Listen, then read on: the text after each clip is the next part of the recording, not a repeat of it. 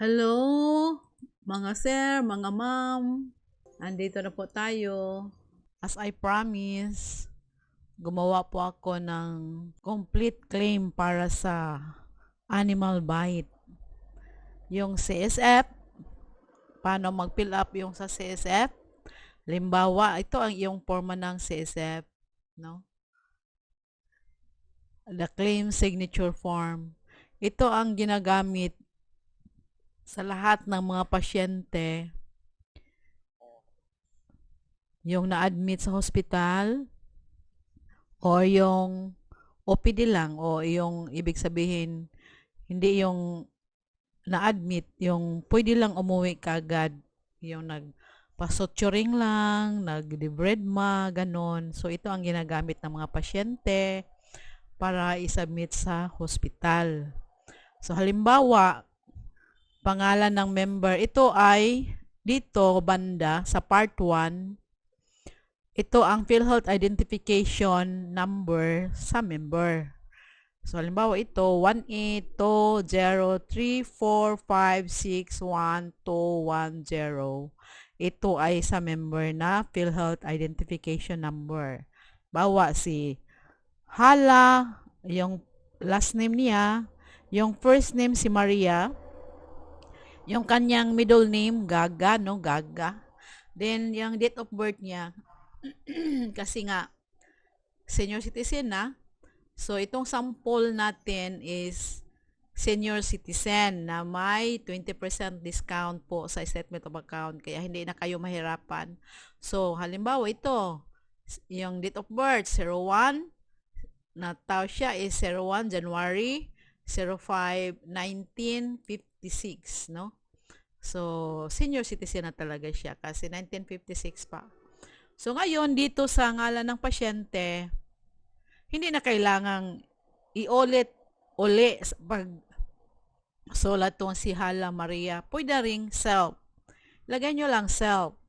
At sa identification din, hindi na kailangang iulit pa kasi andyan na sa ibabaw. Kasi yung pasyente, siya din ang member. So sa natin, sa example natin, admitted o nag-start ng day 0 si Maria sa iyang animal bite. This example pala is for animal bite. So, start siya sa February 14, 2024. Ito ang day 0, no, ni Maria. Then, ito naman, ang date of discharge, 02/20/2024. Ito ang ika-7th day ni Maria sa iyang animal bite. So, dito naman, yung date of birth, January 05, 1956. So, sa certification of member under the penalty of the law, I attest that the information I provided in this form are true and accurate to the best of my knowledge. So, pangalan ni Maria, dapat printed name, no? Maria Gihala, then signature sa ibabaw. Then, kung kailan niya na permahan itong CSF o Claim Signature Form. So, 2/20/2024. Ganyan. Halimbawa naman, si Maria ay hindi marunong mag-perma, no? Kung halimbawa, hindi siya marunong mag-perma. So, pwede na siya dito ilagay ang kanyang, i-check itong member, then magtamark si Maria dito. Kasi hindi siya marunong magsulat. So, hindi siya makaperma. So, na lang, tamark dito. Dayon, dito sa bandang gitna, dito, ilagay ang, sino yung mag-witness. Yung mag-witness, kailangan, halimbawa, yung MHO o yung clerk. So, ilagay ang full name dito, then signature, dayon, ang kanyang posisyon sa hospital. So pag yung nag-witness sa tamark ni Maria ay taga-hospital, hindi na kailangan ng mga documents, no? Hindi na kailangan ng mga documents to submit kung kaano-ano siya ni Maria kasi taga-hospital siya. So siya na ang nag-witness. So halimbawa, hindi siya Halimbawa, si Maria, hindi makasulat, nagtamark lang siya dito. So, ano gagawin ni hospital? Halimbawa, si doktor ang mag-ano, pero pwede, hindi naman kailangan si doktor talaga. Yung ano lang, nurse or sino clerk. Pero sa sample natin ito, isample na natin si Doc Pete, no? Ethan. So, siya ngayon ang, ano, MHO. So, dito, kailangan may signature si Doc Pete dito. Kung halimbawa, si Maria ay hindi makasulat, no? Kung halimbawa, wala dyan, wala tong signature. Tamark lang siya dito. Then, dito, i-check kung bakit hindi makapirma si Maria. Halimbawa, illiterate, no? Illiterate or can't sign due to Hans Tremor. Pwede rin yon, no? Diyan. Then dito si Maria dapat mag-tamark talaga. Tamark siya dito.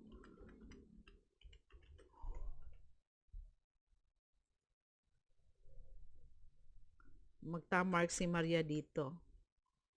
Kung hindi siya marunong sumulat. So, yun nga. Mayroon tayong witness, no? Yan lang. Kung wala ito. Kung wala hindi siya maka-signature. Then, ipakicheck din dito na siya yung member. Ang nag-tamark dito. Then, sa baba, yung sa employer certification, hindi na kailangan yan. So, dito, sa part 3, consent to access patient record, so, ilagay din ang pangalan ni Maria, then with signature, then kailan niya siya nag-signature. Again, kung hindi siya makapag-signature kasi nga nag-hand tremor siya kasi matanda na, tamark din. Then dito, may X, no? X dito. Dayon tamark dito. Lagay pa natin ang tamark. Hindi yan tamark na letter, kundi tamark sa kanyang kamay. Then dito, again, si doktor, dito, siyang, siya ay mag-witness. Then, ang kanyang position, MHO. Position ni doktor, MHO. Then, dito, kung hindi maka-perma, hand tremor again.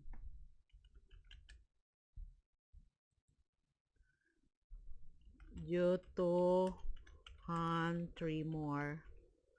So, ganyan. Dapat meron ng rason. Ito lang, magtamark siya kung hindi siya makapag-signature dito ha. Inuulit ko kung hindi siya makapag-signature kasi hindi siya marunong kundi ayun nga, nag-tremor yung kanyang hands. So, lang siya magtamark lang siya. So, dito ang witness, si Pete Ethan, which is a doctor, which is the MHO. So, sa part 4, ito pa rin ay CSF pa rin na, CSF.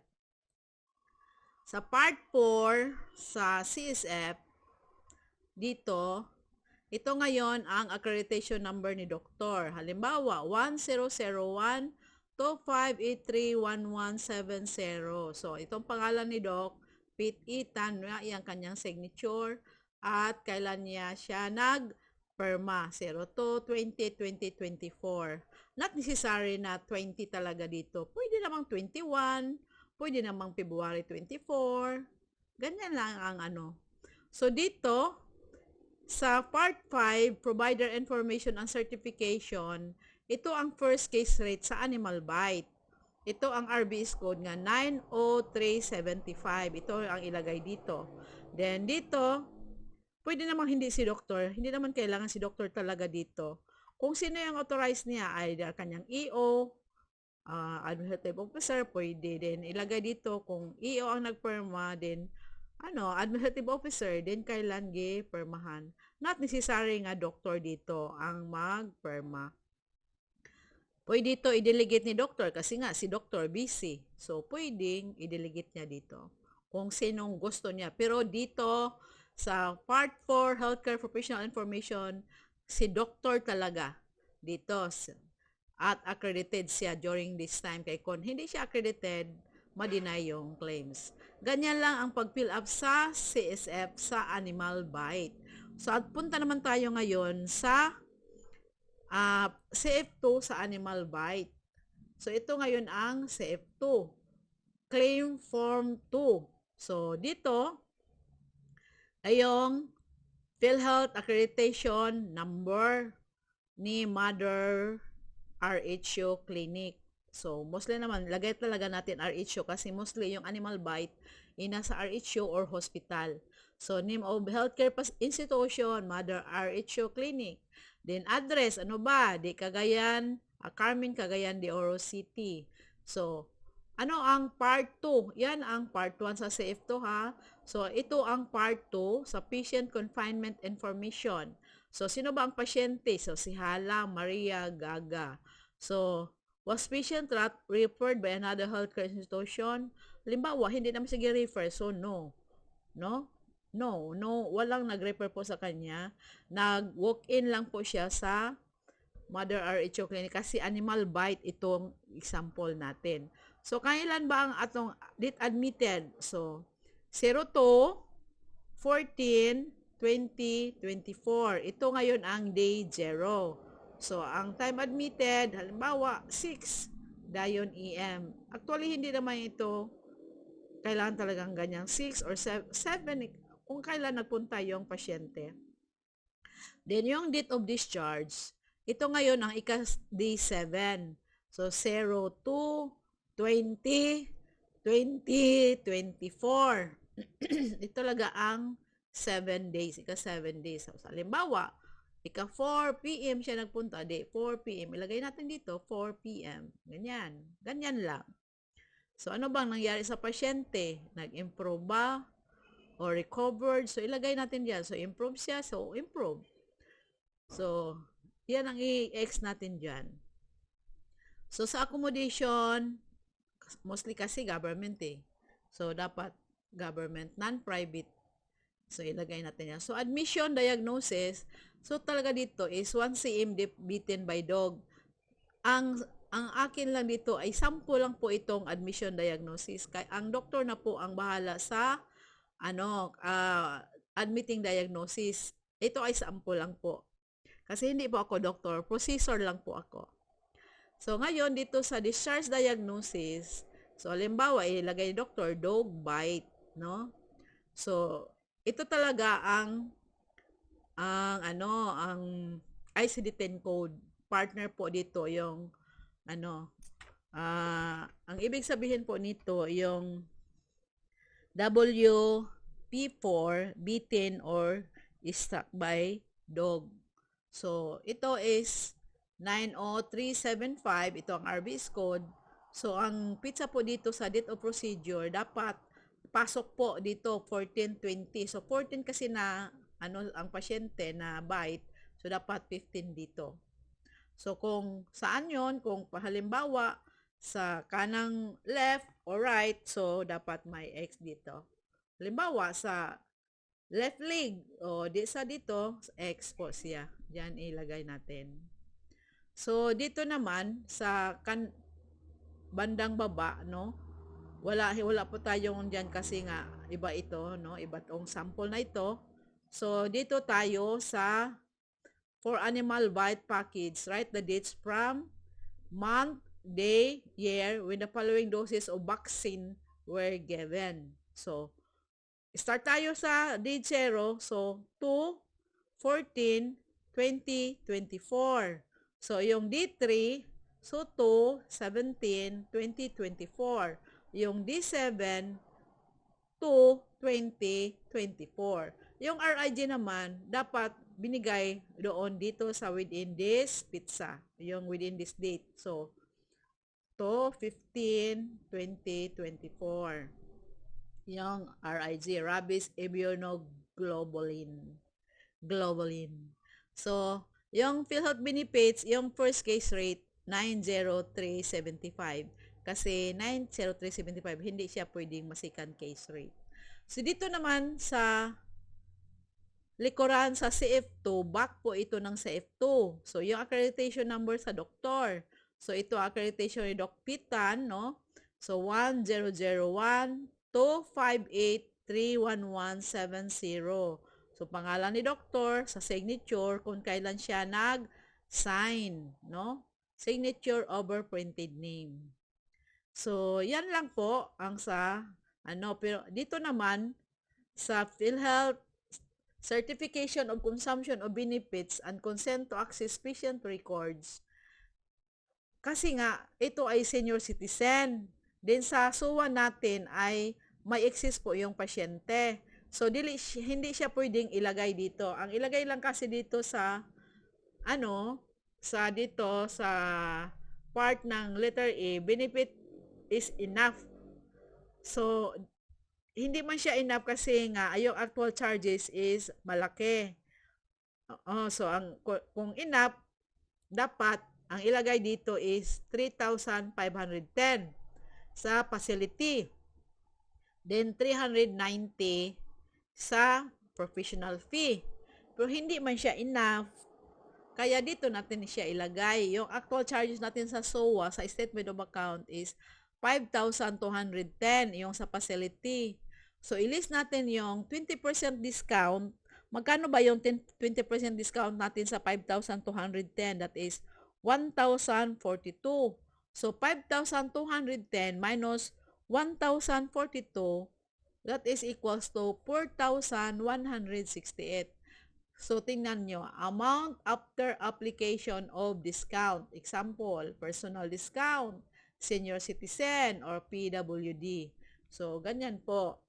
So, 5,210 minus na po sa 20% na 10,042, ito po ang kalalabasan, 4,168. Ito naman ang PhilHealth benefits na bago, yung increase na ng 30%. Kasi nga, February 14 po nag-start yung admission na may increase na 30%, then nagkataon na February 14 din na by bitin yung si Maria. So, 3,510. Then, amount dito sa excess niya, 6,500 pero in BB po. So, ganyan lang. So, sa professional fee naman, ang sample natin sa SOA is 2,000. So, less siya ng 20% which is 400. So, 1,600 na lang. So, 1,600 minus 390, 1,210. So, in baby pa rin. No? In baby pa rin. So, dito, wala namang binili. So, dapat nakananan. So, consent to access patient record din. Pangalan ni Maria, dayon signature, at kung kailan niya gipermahan, no? Then, dito naman sa Certificate of Consumption of Healthcare Institution, pwede dito si doktor, pwede din ang kanyang admin officer. Ito ang sabi ko. Pwede din dito si Pit Ima doon sa CSF, admin officer niya. So, to 2020-2024. Yan lang naman ang pag-fill up sa claim form 2. No? Madali lang. So, actually, alam kong dito kayo talaga sa, kung titingnan niyo yung SOA, no? Hindi natin maano. Yung, di ba, ito ang actual, 5,210. So, ito ang senior citizen discount, ng 1,042. So, ito, 5,210 minus 1,042. Na sample natin sa SOA ay, ito po yung nangyari na dito, 5,210, then 4,100. Kasi nga, i-minus natin yung 1,042 dito sa 5,210. Same with professional fee, 2,000 minus 400. So, kung titingnan natin, 2,000 minus 400, so 1,600. So, yun po. So, 2,000 minus 1,600. So, minus 390, 1,210 NBB. So, yan lang. Para hindi na kayo talaga malilito. So, again, ito yung SOA, no? Ay, mali. Ito yung SOA natin, no? Ito yung SOA natin na example sa ating na nakita na ano na natin ito, set to the account, no? Na mayroon tayong video dito, pero pinakita ko pa rin sa inyo, no? Para hindi kayo ano, ano siya. So, yung final diagnosis, sample lang po, 1 cm bitten by the dog, no? The doctor, dapat ang doktor talaga ang maglagay sa final diagnosis. Ito nga sabi ko, February 14, 2024 nga, yung admission date na day 0. Yung February 20, 2024, yung day 7. Yung RBS code 90375. Then drugs and medicine, 4,510 plus 700 sa room. Pwede rin dito, i-transfer nyo kung wala kayong ginawa sa pasyente, no? Pero meron naman kasi nga nag-cleaning kayo, so dapat meron talaga dyan. So yun nga, 5,210. Then sa PF, 2,000, total of 7,210. So, itong 5,210, ito ang senior citizen discount sa facility, 1,042. So, ito naman ang 2,000, 20% discount, 400. So, 1,042 plus 400, 1,442. So, sa first case rate, yun nga, kasi nga nag-increase, nagiging 3,510 na siya. No? Kung natin, i-multiply 2,700 yung dati times 0.30 or 30% increase, so yun ang lumalabas, 3,510. Yung sa PF naman, yung 300 times 0.3, 30, which is 30%, so may increase na 90 pesos. So, 300 plus 90 pesos, yun ang kalalabasan, 390. So, a total of 3,900. So, again, itong 3,900, pwede rin dito nyo ilagay, hindi niyo i-split ang professional fee. In-split ko lang dito para naman sa business ninyo kung mag-share na kayo sa professional fee.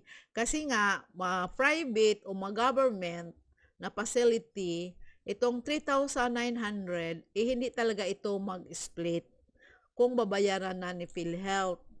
Ito talaga ay pumupunta sa hospital. Wala pong pumupunta sa professional fee sa government or private. Kung titingnan ninyo, yung dati nating circular sa PhilHealth, which is 2012, no? 2012 na circular, ano lang siya, at nakasipalit yung 27, no? Sa facility, then 300 sa sa doktor. Pero ngayon, kung titingnan nyo ang circular 2024-001, no? Diyan kayo tumingin sa procedure, yung last page, ang 3,900 ay hindi in-split. So, sa facility tanan, 3,900. So, again, ginawa ko itong split for your basis sa sharing. So, ganito lang ang pag-fill up. So, yun lang po ang animal bite. Kaya mga madam, mga sir, madali lang naman mag-fill up. Kaya, fill out sa mga form sa PhilHealth. Kaya, huwag nyo namang ipa-RTH o ipa-denied yung claims kasi yung ROI ninyo is matagal mabawi ninyo. Kaya, sayang yon, no? Then, iyon lang muna yung sa animal bite. So, salamat!